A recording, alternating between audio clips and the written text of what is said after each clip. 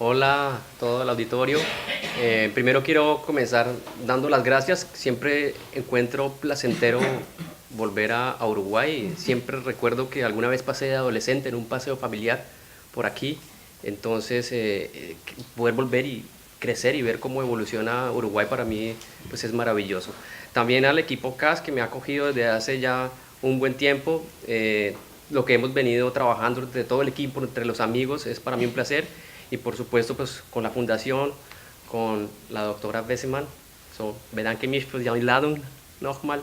Y es un placer estar aquí también, por supuesto, con Juan Carlos, con quien esta mañana hicimos una caminata por el centro, y con el profesor Lanzaro. Antes en el café le comentaba que por temas de lecturas en Alemania, viva el profesor Dieter Nolen, llegué a su literatura, entonces esos encuentros gratos de contar con usted y su presencia. Entonces quisiera comenzar diciendo, retomando 5 puntos que ya inclusive en el almuerzo los fuimos adelantando y que son los que quisiera compartir. El primero lo llamo, a pesar de todo, democracia. Y diría es que Colombia es un país en que hay una tensión, desde que yo tengo memoria, soy una de esas personas nacidos en la generación entre los años 70 y los 80, que no hemos vivido fuera de un marco de violencia. No obstante, entre esa tensión entre ley y violencia, la democracia se puede ver casi como este vaso, ¿no? Tiende a ganar. Y esa tensión entonces daría, a pesar de todo lo que ha sufrido mi país, un marco favorable de resistencia, de supervivencia del proyecto del Estado de Derecho. Ante esas amenazas, llamémoslas corrupción, guerrillas, narcotráfico y paramilitarismo, entre otros aspectos. Entonces diría que a pesar de todo hay un proceso democrático que se ha mantenido, y estas últimas elecciones que nos ponen cita en que es elegido un presidente jovencísimo de 41 años en nombre de las banderas del centro derecha del partido del expresidente Álvaro Uribe, pues fueron legítimas y tienen, llamémoslo, un marco democrático que yo celebro como ciudadano más.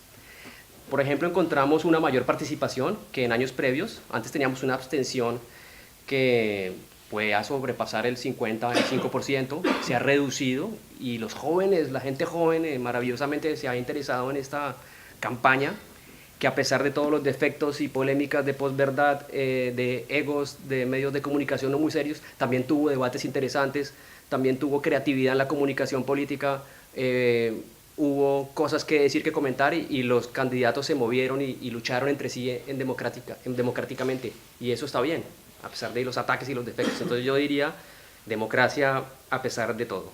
Ahora entonces tenemos un nuevo presidente, les decía, se llama Iván Duque, un muchacho, se gana una elección como quien a veces se gana la lotería, nunca había ejercido un cargo ejecutivo, llevaba viviendo en el Banco Interamericano de Desarrollo, en el BID, unos 12 años largos, desde que tenía prácticamente 28 años. Vuelve al país por carambolas de la vida. Álvaro Uribe lo ve muy juicioso ese chico, traigámoslo a la lista del Senado, era lista cerrado, llega, es un buen senador, y de repente la persona que de alguna manera, perdónenme la expresión, le va a lavar un poco la imagen a esa cara dura o esa figura tan fuerte del expresidente Uribe y sus posiciones de derecha que tal vez todos conocemos frente a un contexto complicado de seguridad que ha habido en mi país. Gana la elección, y ahora entonces tendríamos una pregunta que sería esta, yo la puse así muy claramente: presidente del uribismo Iván Duque, ¿marioneta o etos propio? Y ahí estaría la pregunta. Los críticos dicen va a ser una marioneta de Álvaro Uribe, no hay duda alguna. Y por otro lado, algunas personas que son más favorables ven a un joven honesto, a pesar de tal vez no su gran experiencia, preparado y con ganas de hacer un buen trabajo gerencial, tal vez en una perspectiva más moderna de la burocracia y la gobernabilidad. Habría que darle el beneficio de la duda, aunque esa pregunta va a subyacer allí y la podemos ahorita retomar más adelante. ¿Qué retos tenemos en el punto que viene? Por supuesto está la paz, y es la consolidación de un proceso de paz que logró el gobierno anterior de Juan Manuel Santos en medio de una altísima polarización. Ustedes saben, fue el ministro de Defensa estrella de Álvaro Uribe. Entonces es un ciclo y que se va a ver en lo largo de la historia de 16 años, en el cual se montó o se permitió la reelección presidencial, que en Colombia se había vetado en la Constitución del año 91 y que ahora acaba de terminar. Entonces anotemos que Iván Duque va a gobernar 4 años. Acaba de terminar el proceso de reelección permitida en Colombia. Entonces diríamos que son 8 años en que Uribe enfrenta a la guerrilla, y desde la teoría de juegos o la racionalidad mínima de la lógica, la guerrilla se ve obligada a negociar en parte, y Juan Manuel Santos cambia de talante y decide negociar, lo cual enfurece al uribismo y a buena parte de las personas que buscaban más una solución de mano fuerte frente a los desmadres de la guerrilla que ustedes conocen, en un proyecto revolucionario también fracasado por la utilización de la violencia y la deslegitimación en parte de su proyecto político. Entonces esa consolidación del proceso de paz, a pesar de las amenazas, creo que es irreversible que vaya a desmontarse el proceso de paz. Yo diría como que ese es un llamado, lo hemos comentado en otras reuniones, el uribismo, en este caso a través del presidente Duque y del Congreso de la República, en las mayorías que tiene ciertamente, van a tratar de corregirlo, van a tratar de exigirle a las FARC que haya primero, por ejemplo, dentro del proceso de justicia transicional, que se cumplan ciertas penas antes de que se sienten efectivamente en el Congreso de la República, de que haya procesos de restauración efectiva frente a las víctimas y también en lo que llamaríamos la verdad y la memoria histórica, tema que acá en Uruguay, en donde vivieron una transición política, lo saben de sobra, un poco de lo que estoy hablando. En ese sentido, entonces, esa tensión va a estar, pero el proceso, diría, no es desmontable. Ahora, lo que habría que anotar es que efectivamente estamos en un posacuerdo apenas, desde el cierre de la negociación tensa al final del gobierno de Juan Manuel Santos, que le termina dando un Nobel de la Paz. Bueno, nunca le viene mal un Nobel a un país, pero yo aclararía que estaríamos apenas en la entrada de un posacuerdo. El posconflicto va a demorar al menos 2, 3 generaciones para que, si trabajáramos bien, viéramos un país transformado, para que esas realidades de la generación mía y ojalá las que vengan puedan vivir en un país mucho más pacífico y y con una democracia mucho más profunda. En esa medida, ¿qué temas tenemos entonces pendientes en la agenda que va a tener que enfrentar Iván Duque? Desarrollo. El país tiene que llevar el Estado a regiones donde no ha estado. Ustedes habrán escuchado ese tema, en un país tan complejo, donde hay ausencia del Estado. Es una de las tesis que explican la violencia en mi país. Con Juan Carlos decíamos esta mañana, nos gustaría provenir de un país calmado, ¿no? Tranquilo, ¿no?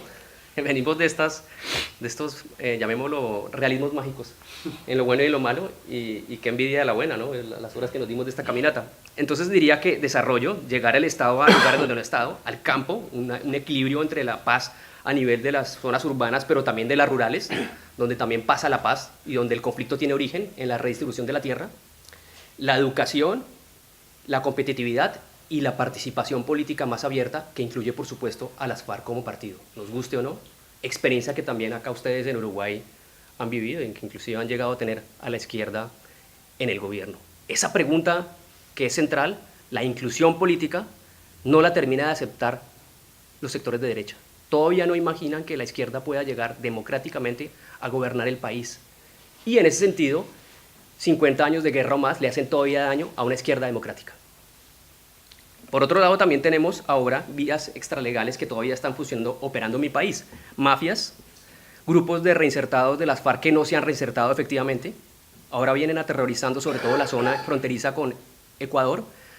Se cuentan más o menos 300 líderes sociales que han sido asesinados en los últimos meses, lo cual es un problema que también le recae a nuestro ahora expresidente y Nobel de Paz, Juan Manuel Santos, y también llamémoslo gestionar temas que son complejos también de algunos grupos postparamilitares que todavía operan, que también están, por ejemplo, en la zona del Catatumbo, más hacia la frontera con Venezuela. Está también la guerrilla del ELN, terca, lleva también unos 50 años de guerra, creo que es la misma vida que tienen los Rolling Stones, ¿no? Del año 64. Y también habrían, por decirlo así, una pregunta que creo que no se va a resolver ciertamente ahora ni con el proceso de paz, que es el narcotráfico. Mientras sea ilegal, hay un negocio profundo que lo va a tomar alguien, o inclusive la colombianización que vive en México, que me duele mucho que ustedes la están pasando por lo que tal vez nosotros sufrimos hace unos 25 años. Entonces diría que eso va a quedar allí, siendo una pregunta para otro debate sobre el tema de las drogas.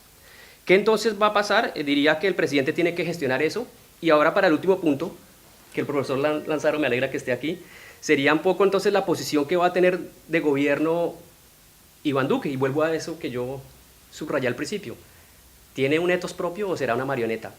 ¿Qué hemos visto en estos primeros cortas semanas de labor del nuevo presidente? Primero, que sí tiene un talante distinto en algunos aspectos al expresidente Uribe. Es una persona que ha llamado al consenso, en las palabras de la posesión, en la Casa de Nariño, llamó a que hay que tener una cierta unidad, y a veces se nos olvida que las democracias también pueden ser consensuales, y que efectivamente no todo pasa por un principio de mayoría, sino tal vez esa búsqueda del pluralismo que usted ha trabajado, profesor Lanzaro, en las biografías, y que los sistemas presidenciales efectivamente no necesariamente tienen que modelarse desde lo que llamaría el profesor Nolen el hiperpresidencialismo. Entonces, obviamente ustedes están en un contexto mucho más parlamentarizado, mucho más racionalizado, que a uno le sorprende en su civilitud, viniendo desde donde yo vengo, pero que tal vez el presidente mantiene eso desde el Ejecutivo. Ahora, ¿cuál es la otra rama que estamos viendo? Que en el Congreso el uribismo tiene mayoría no asegurada, y el presidente Uribe, expresidente, y sus seguidores están utilizando todavía un lenguaje vehemente y violento, que se vio inclusive con el discurso en la posesión del presidente del Congreso, que es una de las cabezas del uribismo, un lenguaje violento, poco republicano, lo dialogamos con Ángel también hoy en el almuerzo, y que todavía hace pensar que hay una radicalización en la cultura política colombiana. Entonces ahí veo todavía como unas dobles diferencias, pero alguien diría de pronto, ¿no será una estrategia del uribismo? Y sería una pregunta para el profesor Lanzaro dentro de esos modelos parlamentarios o de nuestro nivel legislativo. ¿Será que de pronto en el Congreso de la República el uribismo va a hacer el trabajo sucio y desde la rama ejecutiva el Iván Duque va a ser más diplomático? Es posible que también sea una estrategia de fondo que no se ha podido dilucidar. Por último, entonces diré que no hay luna de miel. A veces los gobernantes tienen al menos 100 días o más de luna de miel. Acá parece que no hay luna de miel. Ahí también sigue la polarización.